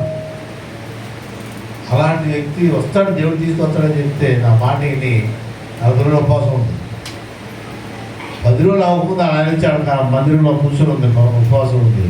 10 రోజులు అవ్వకుండా వచ్చి ఆవిడ కళ్ళ మీద పెట్టుకోవడం. స్తోత్రం చెప్పండి, హల్లెలూయా. ఆవిడ మా ఇంటి దగ్గర కూర్చొని అన్న నీకోసం గంట నుంచి వస్తున్నాను అన్నా. ఏం తల్లి అంటే, ఏం లేదన్నా, రాత్రి నుంచి ఎందుకో తెలియదు కానీ మీకు చెప్పులు కొనాలని ఆశపడుతుందమ్మా. స్తోత్రం చెప్పండి. నేను అక్కడ ఏం చేసి ఇచ్చాను, ఇంట్లోకి వెళ్ళా, నేను ఇంటి దగ్గరికి వచ్చి లోపలికి వెళ్తున్నా మెట్ల దగ్గర కూర్చుంది అమ్మాయి ఉండి అన్నాడు, రాత్రి నుంచి నేను చెప్పులు కొనేవాళ్ళు, నీకు కొన్ని చెప్పులు కొనేలా నాకు ఎందుకో ఆశపడుతున్నా, నేను మీకు డబ్బులు ఇస్తాను, చెప్పులే కొనుక్కోండి అన్నాను. ఆశగారు గారు బట్టలు కొంటారు, చెప్పులు కొంటారా? చెప్పులే కొనుక్కోండి అంత. సరేనమ్మా, నువ్వు ఏం చెప్తుంది ఒక లేదమ్మా, నాకు ఉన్నాయినా ఉంది లేదు ఉన్నాయినా అని చెప్తున్నా, ఉన్నా కానీ చెప్పులే కొనుక్కోండా. నేను ఇచ్చి చెప్పులు ఖరీదు అని చెప్పాను 200 కదా. ఆవిడ నాకు ఎంత ఇచ్చి తెలుసా? 650 రూపాయలు. ఎంత? 650 రూపాయలు. 650 రూపాయలు ఇస్తే ఆ రోజు నుంచి అప్పటి వరకు నేను 275 రూపాయలు గొప్ప అనుకున్నాను కదా. ఆ రోజు నుంచి ఈ రోజు వరకు అంతకంటే తక్కువ ఖరీదని చెప్పులు చెప్పులు లేకుండా లేను. నాకు 1 డజన్ చెప్పులు ఉంటాయి, 1 డజన్ షూలు ఉంటాయి, వేసి వేయకుండా నెలంతా తగినటువంటి ఉంటాయి. అసలు చెప్పులే లేవు నాకు. ఒకప్పుడు చెడు చుట్టుకొని ఆకలితో కాళ్ళు కలుగుతుంటే కలిసి నాకు ఇప్పుడు నా చెప్పులన్నీ ఎక్కడ పెట్టాలో చూసేటప్పుడు మా పరిసరాలు మా పాస్టర్ గారు ఇవన్నీ ఎక్కడ పెట్టాలని అని అనుకోరు. కొన్నిసారి చిరాకు పడతాను. నేను కూడా ఏ చెప్పులు నా పని నాకు తెలియదు, ఏది వేసుకోవాలో కూడా తెలియదు. ఒక నా పని చెప్పులు వాళ్ళు తింటూ చెప్పు ఆ ఇంట్లో డయరా అని అనుకుని వేసుకుంటాను. అలా సమృద్ధిగా నేను సేవకుని అవసరాన్ని తీర్చా. దేవుడు నా అవసరాన్ని అంతమందికి అర్థమైంది. 3 విషయాలు చెప్పాను. ఏమని? సేవకుడిని చేర్చుకోవాలి, సేవకుడి మాట వినాలి, సేవకుని అవసరాన్ని తీర్చాలి. సేవకుని చేర్చుకున్న స్త్రీకి ఏం జరిగింది? ఉన్న లోటు తీరింది. సేవకుని మాట విన్న స్త్రీకి ఏం జరిగింది? ఆడుకున్న అప్పులన్నీ తీరిపోయి. సేవకుడి యొక్క అవసరాన్ని తీర్చిన నాకేం జరిగింది? నా అవసరం జీవితంలో చెప్పుల అవసరమే లేకుండా చేశాడు. స్తోత్రం చెప్పండి. చెప్పులు ఇంకా కావాలేమో అనే ఆలోచనకి తావు లేకుండా చేశాడు. ఈ అవసరాలు తీర్చబడాలంటే మీకు కాపరిగా ఉన్న సేవకుడు అడిగిన అవసరాలు మీరు తీర్చండి. దేవుడు మీ అవసరాన్ని తీరుస్తాడు. స్తోత్రం చెప్పండి. బాప్తిసం పొందిన 3000 మంది ఏం చేశారు? అపోస్తలులు ఎక్కడున్నారు వెతుక్కుంటా, వాళ్ళని వెతుక్కుంటా వాళ్ళ వెనకాల వెళ్ళిపోయి వాడు ఏం చెప్తే తింటం మొదలు పెట్టారు. వాళ్ళు చేర్చుకోవటం మొదలు పెట్టారు. బాప్తిసం పొందిన లుదియా ఏం చేసింది? పౌలుని చేర్చుకుంది. అపోస్తలులు బాప్తిసం ఇచ్చిన 3000 మంది దేవుని సేవకులు ఎక్కడ వాక్యం చెబుతున్నారు అక్కడ పరిగెత్తుకుంటా వెళ్ళారు. వాళ్ళ బోధ వినడానికి ఆరాటపడ్డారు. వీళ్ళరా అందుకే వాళ్ళందరూ దీవించబడ్డారు, దేవుని కృపకు పాత్రులయ్యారు. ఆ కింద వచ్చిన రాసి ఉంటుంది, వారు ప్రజలందరి వారిని ఆదరణ పొందిన వారై సంతోషముతో ఆనందముతో ప్రభువుని సేవిస్తున్నారని రాసి ఉంటుంది. దేవుని స్తోత్రం కలుగుతుంది. హల్లెలూయా, హల్లెలూయా. చూస్తారు ఆ మాట కావాలంటే ఆ మాట అపోస్తలుల బోధలో వాళ్ళు ఎడతెగక ఉండడం వల్ల చూడండి 46వ వచనంలో వారు ఏక మనసుపై ప్రతిదినం దేవుని ఆలయంలో దేవుని స్తుతిస్తూ ప్రజలందరూ దైపొందిన వారు ఆనందంతో నిష్కపటమైన హృదయంతో ఆహారం పుచ్చుకొనుచు చూడగా ప్రభు రక్షణ పొందుతున్న వారిని అనుదినం వారితో కూడా దేవుడు చేర్చుచున్నాడు. స్తోత్రం కలుగునుగా. హల్లెలూయా. 47వ వచనం ఉందా? ఆనందంతోనూ నిష్కపటమైన హృదయంతోనూ 2:47 అండి. సో ప్రియులారా, ఒకటి దైవ బాప్తిసం పొందిన వారు దేవుని మందిరాన్ని ప్రతిదినం వెళ్ళాలి. దైవ సేవకుడిని జాగ్రత్తగా మీ ఇంటికి చేర్చుకోవాలి. ఆయన మాట వినాలి, ఆయన అవసరాన్ని తీర్చడం అలవాటు చేసుకోవాలి. కనుక బాప్తిసం పొందిన లుదియా దైవ సేవకులు తన ఇంటికి రమ్మని బలవంతం చేసినట్టుగా రాజు. ముగింపు మాట బాప్తిసం పొందిన ప్రతి ఒక్కరు అక్కడ 3 ఉన్నాయి. సహవాసం అనండి, సహవాసం. రొట్టె ప్రతి ఆదివారం ఇస్తారు, ఇక్కడ ప్రతి నెల ఇస్తారు. ప్రతి నెల ఇస్తారు. ప్రతి నెల తప్పకుండా రొట్టె వేసే కార్యక్రమంలో పాల్గొవలసిన. అది ఎందుకు తీసుకోవాలనేది ఇప్పుడు మీకు చెప్పడానికి నాకు టైం లేదు. అది ఎందుకు తీసుకోవాలి, తీసుకునేటప్పుడు ఏం చేయాలి, తీసుకున్న తర్వాత ఏం చేయాలి, తీసుకోకముందు ఏం చేయాలి, అవన్నీ నీకు చెప్పడానికి సమయం లేదు. ఎప్పుడైతే ఎప్పుడైనా అవకాశం ఇస్తే చెప్తాను. రొట్టె విరుసు కార్యక్రమంలో బాప్తీసం పొందిన వారందరూ తప్పకుండా పాలిభాగస్తులు కావాలి. రెండోది ఏం చేయాలి, సహవాసం. అంటే అర్థమేంటి, ఈ వారంలో ఇక్కడ అనౌన్స్మెంట్ చేస్తారు. వాళ్ళ ఇంటి దగ్గర ప్రార్థనా కూటం ఉంది, జ్ఞాపకార్థ కూటం ఉంది, కృతజ్ఞత కూటం ఉంది, చర్చిలో విజ్ఞాపన కూటం ఉంది, ప్రార్థనా కూటం ఉంది, ఉపవాస కూటం. ఎక్కడైతే సహవాసం అయితే ఏర్పరచబడుతుందో అక్కడికి తప్పకుండా బాప్తీసం పొందిన వారు వెళ్ళడం నేర్చుకోవాలి. స్తోత్రం కలుగుతుంది. దాన్ని సహవాసం అంటే. ఫైనల్గా అవన్నీ వివరించిన సహవాసం యొక్క విశిష్టత ఏంటి, సహవాసం చేస్తే వచ్చే లాభం ఏంటి, సహవాసం ద్వారా మీ జీవితానికి వచ్చే ప్రయోజనం ఏంటి, ఇవన్నీ చెప్పడానికి సమయం లేదు. కాబట్టి ఫైనల్ది మీకు చెప్తాను. ఆ 3వ 4వ చేసినాము, ప్రార్థన యందు ఎడతెగక ఉండాలి. చెప్పండి అందరూ. ఉన్నారా? ఉందా? చూడండి ఉందా? 42 వచ్చింది.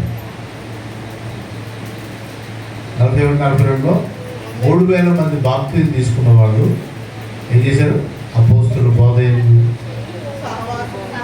సహవాసమందు, రొట్టె విరుచుట యందు, ఇప్పుడు ఆ మాట అనలేదు, ప్రార్థన చేయుట యందు ఎడతెగక ఉండేది. చెప్పండి అందరూ గట్టిగానండి. ప్రార్థన చేయుట యందు ఎడతెగక ఉండేది. సో బాప్తీసం పొందిన ప్రతి ఒక్కరు చేయాల్సిన మరొక అత్యవసరమైన పని ఏంటంటే, మీరు చర్చికి వెళ్ళి అమ్మగారి చేత అయ్యగారి చేత ప్రార్థన చేసుకోవటం, మీటింగ్లకి వెళ్ళి అయ్యగారి చేత ఏగారి చేత ప్రార్థన చేయించుకోవటం, లేకపోతే యూట్యూబ్లో టీవీలో చూసి ఆడకెళ్ళి డబ్బులు పంపించి ఆడ ప్రార్థన చేస్తారని వాళ్ళకి డబ్బులు పంపించేయటం. చర్చిలో మాత్రం దశభాగాలు, టీవీలో వాళ్ళకి మాత్రం డబ్బులు పంపించే దౌర్భాగ్యం ఉంటారు కదా. సో ఎవరో ప్రార్థన చేస్తారని అని అనుకొని మీరు ప్రార్థన చేయటం మానకూడదు. మీరు బాప్తీసం పొందిన ప్రతి ఒక్కరు మోకరించి ప్రార్థన చేయటం అలవాటు చేసుకోవాలి. ప్రతి వారు ఇక్కడ ఏం చేశారు, 3000 మంది బాప్తీసం పొందిన వారు ప్రార్థన చేయుట యందు ఎడతెగక ఉన్నారు. ఆమేన్. విశ్వాస జీవితంలో ప్రార్థన అత్యవసరమైనది. ఆమేన్. బైబిల్ చెప్తున్న విషయం ఏంటంటే, ప్రతి వ్యక్తి ప్రార్థన చేయాల్సిందే. ఎవరు ప్రార్థన చేస్తే వాళ్ళకి రక్షణ. చెప్పండి, ఎవరు ప్రార్థన చేస్తే?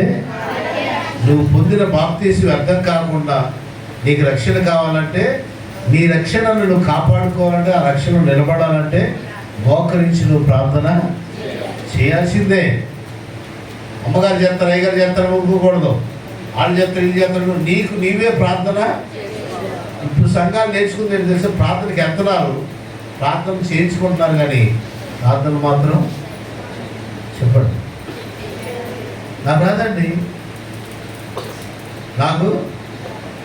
ప్రార్థన, నాకు చదువు లేదండి, ప్రార్థన రాదండి అని చెప్పిన ఆవిడ ఇంట్లో లెక్కలన్నీ ఆవిడ తిరుగుతుంది. అవునా కదా?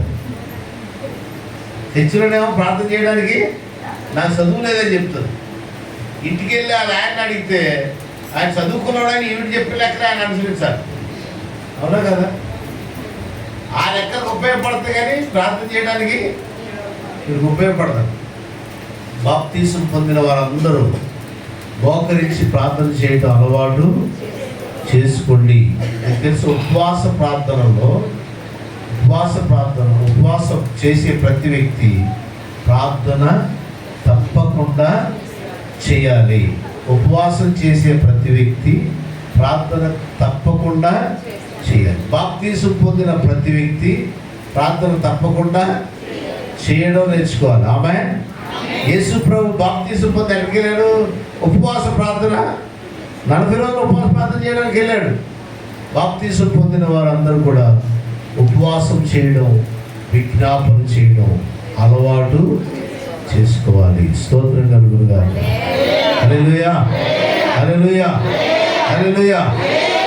ఆ ఒక్క ప్రార్థన, నీ ప్రార్థన వల్ల మీకు ఎన్ని ప్రయోజనాలు అంటే బైబిల్ చదువు, ప్రార్థన రోగిని స్వస్థపరుస్తుంది. చెప్పండి, ప్రార్థన ఎట్లానండి? ప్రార్థన రోగిని స్వస్థపరుస్తుంది. ప్రార్థన శ్రమలో ఉన్న వారిని విడిపిస్తుంది. ఇదిగో 31 కింద రాసి ఉంది. 31 కీర్తనలో ఏమని రాసి ఉంది? అతడు నాకు మొరపెట్టగా, 91 కింద 15 ఉంటుంది. అతడు నాకు మొరపెట్టగా నేను అతనికి ఉత్తరం ఇస్తాను, ఆ శ్రమలో నేను అతనికి తోడు ఉంటాను, అతన్ని విడిపించి గొప్ప చేస్తాను. స్తోత్రం చెప్పండి. నువ్వు ప్రార్థన చేస్తే నీ ప్రార్థన నిన్ను శ్రమల నుంచి విడిపిస్తుంది. ఆమేన్. హల్లెలూయా, హల్లెలూయా, హల్లెలూయా. యాకోబు పత్రిక 1:14 రాసి ఉంది, ప్రార్థన రోగిని విశ్వాసయుతమైన ప్రార్థన రోగిని స్వస్థపరుస్తుందని. హిజ్కియా చేసిన ప్రార్థన అతని రోగం నుంచి అతనికి విడుదల కలుగు చేసింది. స్తోత్రం చెప్పండి. హల్లెలూయా. నీ ప్రార్థన నీకు మేలు చేయాలి. నేను మాట చెప్పనా, ఈ సంఘం అంతా ప్రార్థించే సంఘం అయితే అది మీ కుటుంబాలకు దీవెన, మీ గ్రామానికి దీవెన, నీ సహవాసానికి దీవెన, నీ ప్రాంతానికి దీవెన. స్తోత్రం చెప్పండి. హల్లెలూయా. ప్రార్థనకు వెళ్ళడం, ప్రార్థన చేయించుకోవడం, ఇవన్నీ మిమ్మల్ని ఏం చేయాలంటే ప్రార్థించేవారిగా మార్చాలి. ఆమేన్. చెప్పండి, ప్రార్థన చేసేవారిగా మార్చాలి. ప్రార్థన చేసేవారిగా మిమ్మల్ని మార్చాలి. లేదనుకోండి, ప్రార్థన చేయకపోతే నీకు రక్షణ లేదు. శోధనలో పడిపోతే యేసుప్రభు చెప్పాడు మత్తయి సువార్త 26:41, మీరు శోధనలో ప్రవేశింపకుండా ఉండునట్లు. మీరు శోధనలో ప్రవేశింపకుండా, బాగున్నావు అనుకున్నావు నువ్వు బాధల్లో పడకుండా ఉండాలంటే, క్షేమంగా అనుకున్నావు శ్రమల్లో పడకుండా ఉండాలంటే మెలకువగా ఉండి ప్రార్థన చేయమని యేసుప్రభు స్వయంగా చెప్పాడు. అంటే అర్థం ఏంటి? ప్రార్థన నిన్ను శ్రమలో శోధనలో పడకుండా కాపాడుతుంది. శ్రమలో ఉంటే ప్రార్థనని శ్రమల నుంచి బయటికి తీసుకొస్తుంది. కనుక ప్రార్థనకు వెళుతున్న నీవు, ప్రార్థన చేయించుకుంటున్న నీవు, నీకు నువ్వే ప్రార్థించడం నేర్చుకోవాలి. స్తోత్రం చెప్పండి. ప్రతి ఒక్కరు ప్రార్థన చేయాల్సిందే. క్లియర్గా రోమిలకు రాసిన పత్రిక 10:13 రాసింది, ప్రభువు నామమును బట్టి ప్రార్థన చేయువాడెవడో అని రాసింది. ప్రభువు నామమును బట్టి ప్రార్థన చేయించుకునేవాడు కాదు, ప్రార్థనకి వెళ్ళేవాడు కాదు, ప్రార్థన చేసేవాడెవడో వాడే రక్షించబడతాడు. అందుకే బాప్తిసం పొందిన అందరికీ ఏం నేర్పారు? 3,000 మందికి ఎడతెగక ప్రార్థన చేయడం నేర్పించారు. స్తోత్రం చెప్పండి. హల్లెలూయా. చిన్నపిల్లలని పెద్దోళ్ళని ఎవరొస్తున్న తేడా లేదు, అందరూ మోకరించి దేవుని ఎదుట ప్రార్థన చేయాల్సిందే కదా. బైబిల్ ఫిలిప్పీయులకు రాసిన పత్రిక రాసింది, ప్రతి వారి మోకాలు యేసు నామములో. ఎంతమందికి మోకాలు ఉన్నాయి? ఉన్నాయా? తెచ్చారా? ఇంటి దగ్గర పెట్టి తెచ్చారా? తెచ్చారా? నేను తెచ్చాను. నేను మోకాళ్ళు వేస్తాను. మీకు మోకాళ్ళు ఉన్న వాళ్ళ మోకాళ్ళు వేసి చూద్దాం. ఫిలిప్పీయులకు రాసిన పత్రిక చదువుతారన్నమాట. 2వ అధ్యాయం 10-11 వచ్చినట్టు.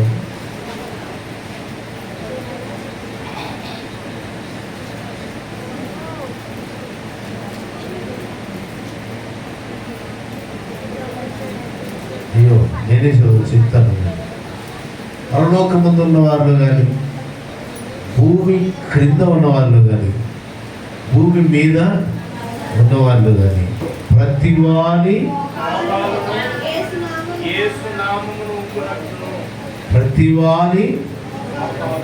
మోకాళ్ళు ఉన్న వాళ్ళందరూ ఏం చెప్తారు? ఇప్పుడు ఒకడు ఎత్తారా? వేద్దామా?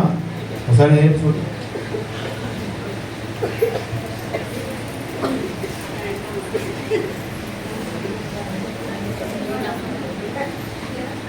మోకాళ్ళు ఉన్న వాళ్ళందరూ ఏంటి? ఆహా, ఈ హీరో బాగా వేసాడు.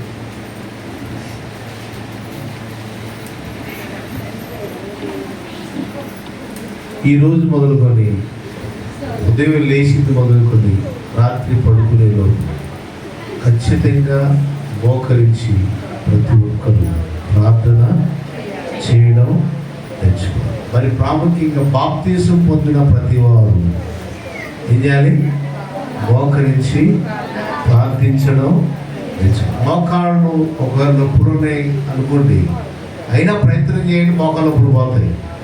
అయినా వంగలేదు అనుకోండి, లేచి నిలబడి మామూలుగా మీ కాళ్ళ మీద మీరు నిలబడి ప్రార్థన చేసుకోండి, లేదా కూర్చొని ప్రార్థన చేసుకోండి. దేవుడు ఖచ్చితంగా మొత్తానికి ఏం చేయాలి తెలుసా? వారు ప్రార్థన చేయుటందు ఎడతెగక ఉండాలి. ఎవరాళ్ళు? బాప్తిస్మము పొందినవారు. సో ఇక్కడ ఉన్న బాప్తిస్మం పొందిన వారందరూ కూడా మీరు ప్రార్థన చేయుటందు ఎడతెగక ఉండండి. నాకేం చెప్పాను? మీ ఇళ్ళన్నా మర్చిపోండి కానీ మందిరాన్ని, ఓకేనా? మీ బంధువులందరూ మర్చిపోండి కానీ దేవుడి సేవకుడు మాత్రం మర్చిపోదు. తిట్టమైన మర్చిపోండి కానీ ప్రార్థన చేయడం మాత్రం మర్చిపోదు. అర్థమైన వాళ్ళు స్తోత్రం చెబుతారా? స్తోత్రం చెబుతారా? ఈరోజు మొదలుకొని గుర్తుపెట్టుకోండి. ఈరోజు తారీఖు ఎంత? అక్టోబర్ నెల 17వ తారీఖు 2024 సంవత్సరం. 2025 సంవత్సరం అక్టోబర్ నెల 17వ తారీఖు దాకా మానకుండా ప్రతిరోజు ప్రార్థన చేసి చూడండి. మీ ఒంట్లో రోగాలు ఒకదాని వెంట ఒకటి తొలగిపోతాయి. మీ ఇంట్లో సమస్యలు ఒకదాని వెంట ఒకటి తొలగిపోతాయి. మీరు ఇప్పుడున్నట్టుగా ఉండరు. మీలో ఖచ్చితంగా ఒక ప్రత్యేకమైన ఆనందదాయకమైన హర్షదాయకమైన పరివర్తన మీలో, మీ కుటుంబంలో, ప్రార్థించే మిమ్మల్ని బట్టి మీ సంఘంలో కూడా ఆ గొప్ప దీవెన మీరు చూడగలుగుతారు. హల్లెలూయా, హల్లెలూయా, హల్లెలూయా. సో మీరేం చేయాలి? ఇల్లైనా మర్చిపోండి, మందిరాన్ని మర్చిపోండి, మీ బంధువులందరూ మర్చిపోండి, స్నేహితులందరూ మర్చిపోండి, దైవ సేవకుని మాత్రం మర్చిపోకండి. తింటమైనా మానండి, ప్రార్థన చేయడం మాత్రం అర్థమైన వాళ్ళు పక్కన చేయబెట్టి ఈ 3 కళ్ళకి ఎక్కేటట్టుగా చెప్పాలి. కొంతమంది ఆడ చేయబెట్టుకున్నారు, నాకు చెప్తున్నారు. పక్కన ఉన్న వాళ్ళు చేయబెట్టుకొని చెప్పండి ఆ 3 మాటలు. ఏమని? నేను మీకు చెప్పినవి ఏమని? మీ ఇల్లైనా మర్చిపో, మందిరాన్ని మర్చిపో, అందరిని మర్చిపో, దైవ సేవకులు మాత్రం తిండైనా మర్చిపోగాని ప్రార్థన చేయడం. ఇవి చేసి చూడండి. ఈ సంవత్సరం, వచ్చే సంవత్సరం మీకున్న దరిద్రాన్ని పోయి మీరు దీవెన నొందిన ప్రజలై ధన్యులై వర్ధిల్లుతారు. దేవుని కృప కోసం అందరికీ తోడైండుగాక. ఆమేన్, ఆమేన్, హల్లెలూయా, హల్లెలూయా. అర్థమైన వాళ్ళు, అలా చేస్తామన్నవాళ్ళు లేచి నిలబడండి. నువ్వు చెప్తే నేను చేయాలా అన్నాడు, కూర్చోండి.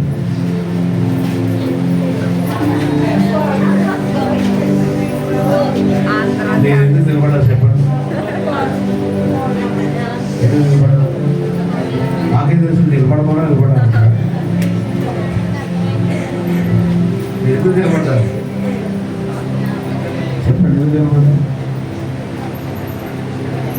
జీవితంలో ఇల్లైనా మర్చిపోతాం కానీ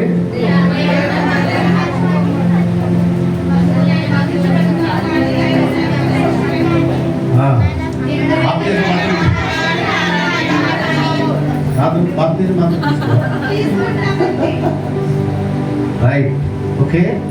3 గట్టిగా నోటితో చెప్తామా? ఏమని? నేను చెప్తాను, నా మటు నేను మా ఇల్లైనా మర్చిపోతాను కానీ నేను చెప్తాను మీ ఇష్టం. మా ఇల్లైనా మర్చిపోతాను కానీ దేవుని మందిరాన్ని మాత్రం మర్చిపోను. నా అన్నదమ్ముళ్ళు, అక్క చెల్లెలు, బంధువులు, స్నేహితులు అందరినైనా మర్చిపోతాను కానీ దైవ సేవకులు మాత్రం మర్చిపోతాను. తిండి అయినా మర్చిపోతాను కానీ, తిండి పని ఏదైనా మర్చిపోతాను కానీ ప్రార్థన చేయడం మాత్రం మర్చిపోతాను. ఈ 3 చేస్తానన్న వాళ్ళు ఒక్కొక్క మాట 3 సార్లు చెప్పి అప్పుడు కూర్చోండి. ఓకే.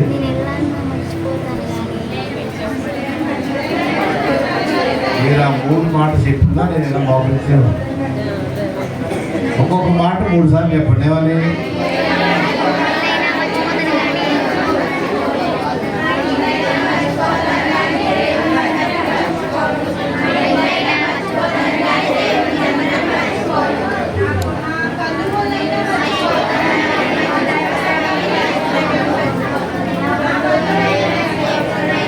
నా ఫ్రెండ్స్ అయినా మర్చిపోతాను కానీ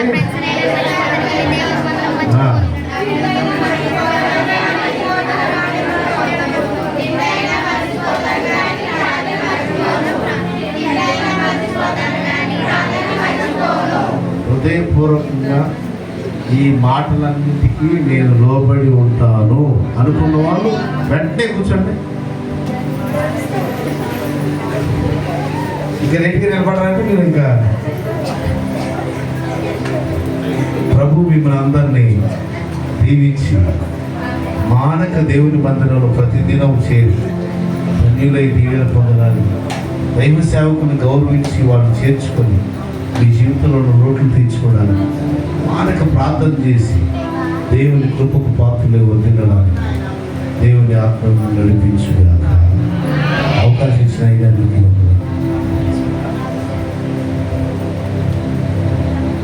దయచేసి అందరూ కళ్ళు మూసుకుందాం, ప్రార్థన చేసుకుందాం. ఎప్పుడైనా వాక్యము మన జీవితం ఫలించి అభివృద్ధి వాక్యానుసారమైన జీవితాన్ని జీవితాన్ని ఎత్తుబడిన వాక్యము మన జీవితం చెప్పిన చేసినట్టు అడుగుదాం దేవుని. ఈ రాత్రి ఒక తీర్మానం తీసుకున్నాను. నేను ఇల్లైనా మర్చిపోతాను అయ్యా, నీ మందిరాన్ని మర్చిపోతాను. నాకున్న బంధువులైనా నేను మర్చిపోతాను. నా సేవకు నేను మర్చిపోతాను. ఆఖరికి తినడం అయినా మర్చిపోతానేమో కానీ అయ్యా ప్రార్థన చేయకుండా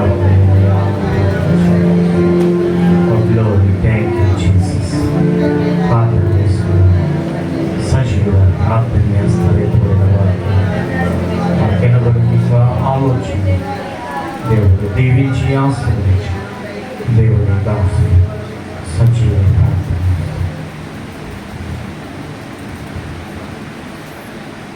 పరిశుద్ధుడైన తండ్రి, మీకు కనికరం కలిగిన మా ప్రభువా, మీకు వందనాలు స్తోత్రాలు తెలియజేస్తాను. ప్రభువా, ఈరోజు మీ దాసుని నిలబెట్టుకొని అద్భుతమైనటువంటి మాటలు మీరు మాకు తెలియజేసిన నాయన,